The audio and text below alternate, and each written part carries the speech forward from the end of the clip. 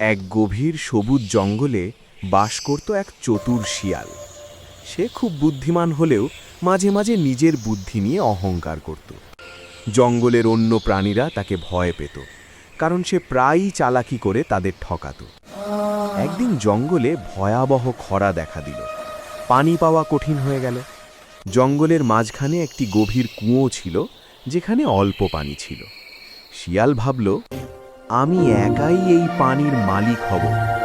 সে কুয়োর পাশে দাঁড়িয়ে অন্য প্রাণীদের বলল, এই কুয়োতে নাকি দুষ্ট আত্মা আছে, কেউ গেলে বিপদ হবে।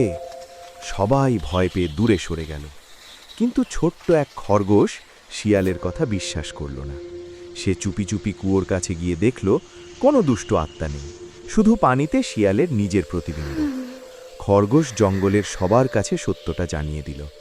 সবাই একসাথে কুয়োতে এসে পানি ভাগ করে নিল। শিয়াল লজ্জায় মাথা নিচু করল। সেদিন থেকে শিয়াল বুঝল, চালাকি দিয়ে জয় আসতে পারে, কিন্তু সত্য আর সহযোগিতাই সবচেয়ে বড় শক্তি।